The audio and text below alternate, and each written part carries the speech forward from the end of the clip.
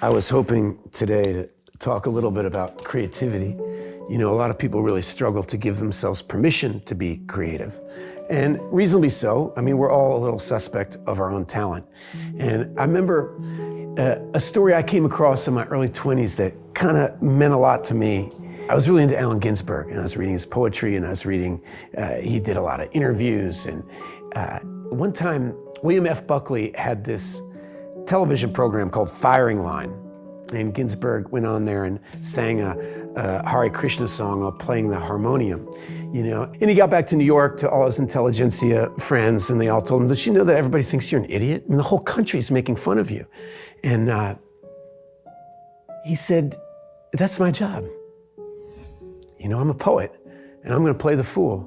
Most people have to go to work all day long, and they come home and they fight with their spouse, and they eat, and they like turn on the old boob tube, and somebody tries to sell them something.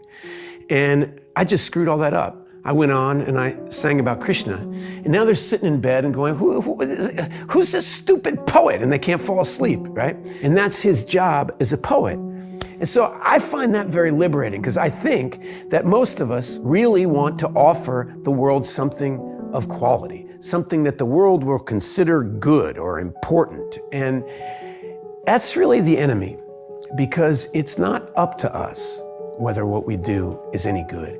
And if history's taught us anything, the world is an extremely unreliable critic. You have to ask yourself, do you think human creativity matters? Well, most people don't spend a lot of time thinking about poetry, right? They have a life to live, and they're not really that concerned with Allen Ginsberg's poems or anybody's poems until their father dies. They go to a funeral, you lose a child. Somebody breaks your heart, they don't love you anymore. And all of a sudden, you're desperate for making sense out of this life. And has anybody ever felt this bad before? How did they come out of this cloud? Or the inverse, something great.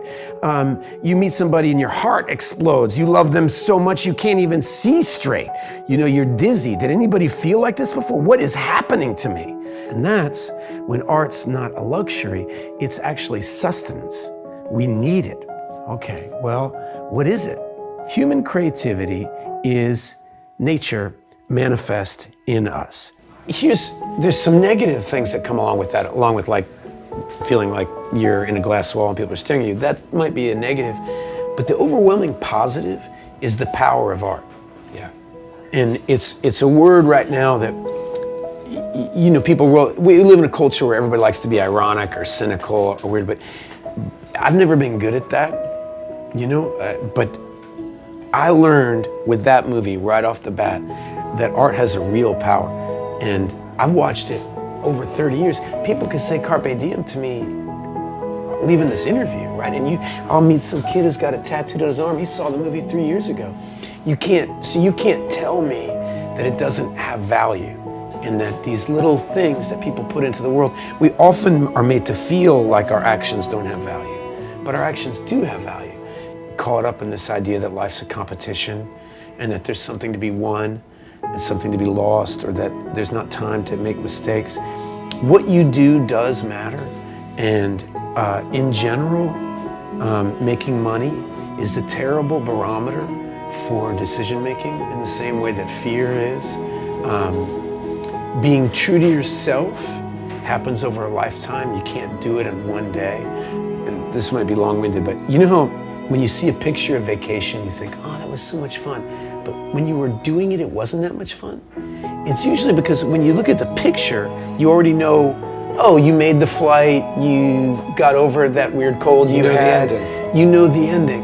And when I was in my 20s, I was so, first of all, River had just died. And that was very real for me. So the idea of being a casualty of child acting was not like an idea. It was rooted in a friendship and a loss, and I really wanted to survive. And I knew that things like any kind of superficial success or too much fanning the flames of my own ego would probably ruin everything. I have 4 kids, watching them play, watching them like pretend to be a butterfly or run around the house or doing anything, it's so beautiful. And I believe that we are here on this star in space to try to help one another, right? And first we have to survive, and then we have to thrive. And to thrive, to express ourselves, all right, well, here's the rub. We have to know ourselves. What do you love? And if you get close to what you love, who you are is revealed to you, and it expands. My grandmother, my great-grandmother, Della Hall Walker Green, on her deathbed, she wrote this little biography in the hospital. And it was only about 36 pages long. And she spent about 5 pages on the one time she did costumes for a play. Her first husband got like a paragraph, right? Cotton farming, of which she did for 50 years, gets a mention. 5 pages on doing these costumes. And my mom gave me one of her quilts that she made, and you can feel it. She was expressing herself, and it has a power that's real, right? All I've really been doing is the same goddamn thing every day. I'm trying to be a better actor. I'm trying to do this better. I'm trying to learn. I try to I try to watch movies. I try to study it. I look at our culture. I see my parents. I see my kids. I want to contribute. The arts are a huge responsibility, right? We're the part of the community at Thanksgiving dinner that starts the conversation. What are we going to talk about today? It's a huge thing. I want to contribute. I want to do it well. Well, I've been doing the same damn thing since I was 13. Your job is to make sense out of it. And so for me, it always comes as a surprise when people are too negative, and it comes as a surprise when people are too positive, because I'm the same person in here. You know, Linklater always, he's a baseball fanatic. He always says, we caught the seam on that one, And when you're always trying, and it's a little mysterious when you catch the seam and when you don't. Because you're always trying, I want to make valuable art all the fucking time. And I remember we walked out of the mall, it was like blazing hot. I just looked at him and we both felt that movie just like a calling from God, this film, but completely differently. Like I wanted to be an actor. I was like, I gotta make something that makes people feel. I just wanted to be a part of that. And he wanted to be in the military. That's what all we ever did is play FBI, play Army man, play knights, and I'd like pose with my sword. And he would build a working crossbow that you could shoot an arrow into a tree, right? So he joins the Army. Well, he just retired, colonel in the Green Berets. He's a multi-decorated combat veteran of Afghanistan, in Iraq. He now teaches a sail camp for children of fallen soldiers. He gave his life to his passion. His creativity was leadership. Leading others, his bravery to help others. That was something he felt called to do, and it gave back to him. We know this, the time of our life is so short, and how we spend it. Are we spending it doing what's important to us? Most of us not. I mean, it's hard. The pull of habit is so huge, and that's what makes kids so beautifully creative, is that they don't have any habits, and they don't care if they're any good or not, right? They're not building a sandcastle going, I think I'm gonna be a really good sandcastle builder. They throw themselves at whatever project you put in front of them, dancing, doing a painting, building something, any opportunity they have, they try to use it to impress upon you their individuality, right? It's so beautiful. There's a thing that worries me sometimes whenever you talk about creativity, because it can have this kind of feel that it's just nice, or it's warm, or it's something pleasant.